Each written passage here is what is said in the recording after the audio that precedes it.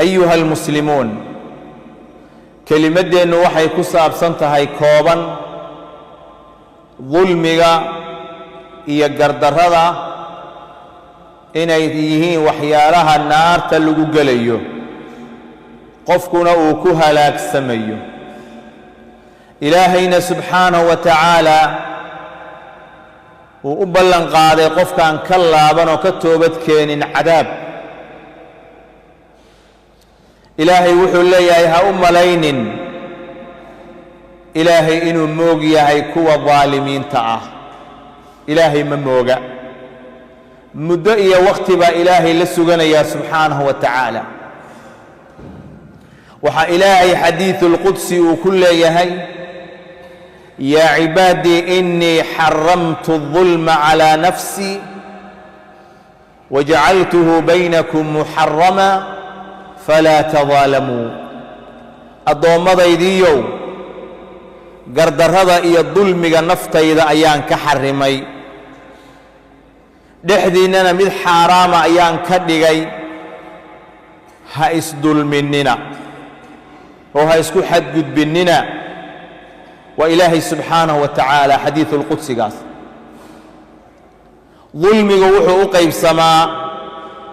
markii la isku duuduubo saddex qaybood midka koobaadi waa dulmi ku saabsan qofku ilaahay uu ka gelayo oo shirki ah ilaahayna subxaanahu wa tacaala wuxuu leeyahay aladiina aamanuu walam yalbisuu iimaanahum bidulm ulaa'ika lahum اlamnu wahum muhtaduun kuwa rumeeyey ee iimaankoodii aan ku dheehin oo ku darin dulmi aan ku darin kuwaasi waxay leeyihiin amniga iyo nabadgelyada iyo badbaadada aakhira ayagaa leh waana kuwa hanuunsan aayaddaasi markay soo degtay saxaabada nebiga sala allahu calayhi wasalam aad iyo aad bay u cuslaysay rasuulkayna u tageenoo waxay yidhaahdeen qof inaga mida oo aan dulmi ku dhicin ma jiro aakhirana amniga ilaahay wuxuu u ballan qaada kuwa aan dulmin naftooda markaasaa nebigu yidhi sala allahu calayhi wasalam laysa huwa kama tadunnuun inamaa huwa kama qaala luqmaanu libnih yaa bunaya laa tushrik biاllah ina ashirka ladulmun cadiim dulmiga aayaddu ay sheegaysaa waa dulmiga shirkiga ah ee ilaahaygii ku khalqay xuquuqdii uu lahaa oo cibaadadiisii ah aa cid kale la wadaajisid waa shirkiga dulmiga aayaddu ay sheegaysaa markaasaa nebigu sala allahu calayhi wasalam ugu fasiray luqmaan markuu wiilkiisii la dardaarmayay ya bunaya laa tushrik biاllah ina ashirka ladulmun cadiim waa dulmun bayna alcabdi wa bayna annaas waa gardarro iyo dulmi dadka dhexdooda ka dhacaysa oo la dulminahayo addoommada kale qofku uu dulminahayo aad buu noocaasi u tiro badan yahay waana nooca ugu dhicitaanka badan buu ka mid yahay waxaa ka mida aklu amwaali اnnaasi bilbaaطil dadka xoolahooda oo baatil lagu cuno ama dariiqa ribada ha ku qaato ama boob iyo dhac ha ku qaato ama laaluushi isdabamariskale ha ku qaato ama sariqo iyo tuugo ha ku qaato dadka xoolahooda iyo hantidooda oo baatil lagu cuno ilaahay wuxuu leeyahay walaa ta'kuluu amwaalakum baynakum bilbaatil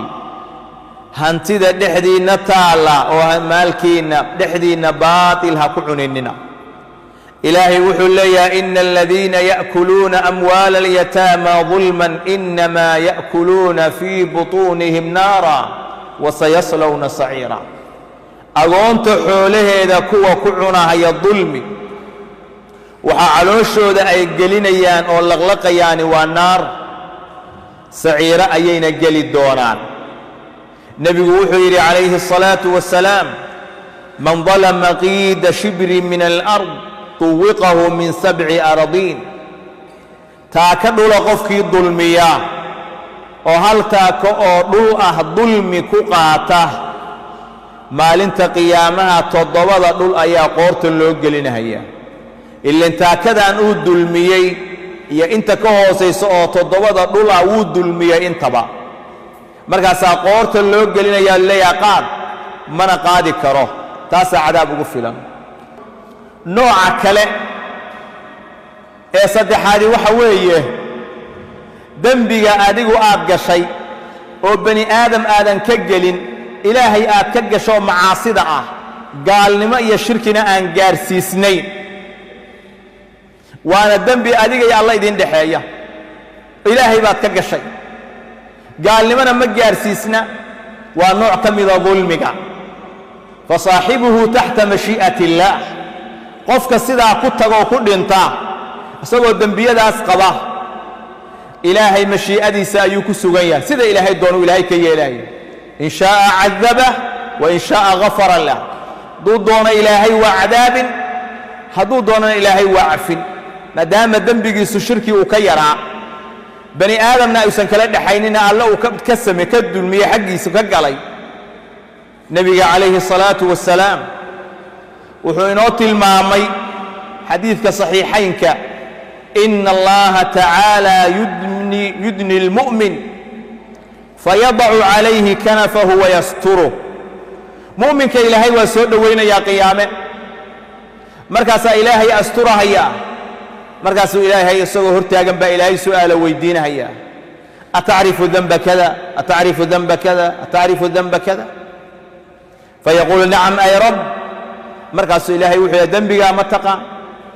dambiga noocaas oo sameeyay moogta kaas moogta waa loo tirinayaa markaas mid kasta wuxuu leeyahay nacam waa run ilaa in ma inkiri karo ilaahay buu hortaagan yahay mujaamala kama sameyn karo been ma sheegi karo ilaahay baa waraysanaya subhanahu wa ta'ala su'aalaha Allah weydiinaya asaga iyo allana cid u kala tarjumaysa male markaas wuxuu qirahayaa dambi kasto la weydiiyay waan sameeyay حتى إذا قرره بذنوبه ورأى في نفسه أنه هلك دنبيدي دمان تنمركو قرطه ونفتي سأو أركو ملايا إنه هلاك سمي نفتي سأو كأرك إنه هلاك سمي موقفك تاغيا إلهي ارتساء نارتينا هلك يكبو حيثو سؤاله اللي ويدينا دنبيقو قليئها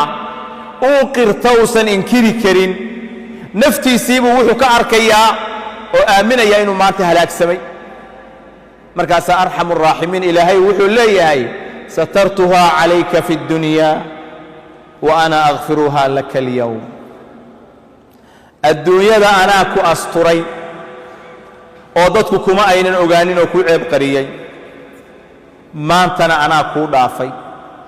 تكو وعدك سود دغيسو إلهي حسناتي أجرها كو قرو ونصيب درو هدينا انتاس قلبك مرنا وإنا صومرين وحان كلو كدريا دليرada wayahan dambe controlki waa iska lumay surweeladii qaar baa jeexjeexan sheegadii baa wada xiiran qof waliba suu rabo iskaga xirtay wax controlayo riqaabinayo ilaalinaya male waxaan ku darayaa surweelada noocaasa ilaahay uga baqa subhanahu wa ta'ala labiski muslimka ma ahan qaabka aad u xiiranaysaan in badan oo idin kamid ah qaabka dhalinyarada muslimiinta la rabo inay u xiirtaan ma ahan iska daaya dhaqanka xun ee tintiina u deysto u xiirta sidii waxa weeyaan aabayaalkiin iyo dadka muslimiinta ah lagu yaqaano ama wada xiira ama wada daayo arintaasina waxa weeyaan waa idinku baraarujinaya dhalinyaro badan oo maanta aan arkayay xiirashadooda aad iyo aad baa looga naxaya kaamaradan iyo sawirkaana iska daaya dadka khudbadu markay socoto ku mashquulaya inay mobilada kor u qaadaan oo si live ay u duubaana iska daaya fadligii la rabay inaad dhageysataan iyo khayrka u timaadeen ayaad beer dareynaysaan haddii khudbada aad rabtaan iyo wacdiga meelo badan buu ku jiraa ka faa'iidaysta laakiin markii aad soo fariisatid khudbadii oo socota meesha ku mashquuli lahayd haddii ka waran aad ku mashquulsan tahay oo kali ah mobilkan aad ku duubaysid ayaduna sax ma aha إلهي سبحانه وتعالى هين هنوني اللهم ربنا آتنا في الدنيا حسنة وفي الآخرة حسنة وقنا عذاب النار اللهم اغفر للمسلمين والمسلمات والمؤمنين والمؤمنات الأحياء منهم والأموات برحمتك يا أرحم الراحمين. صلى الله وسلم وبارك على نبينا محمد.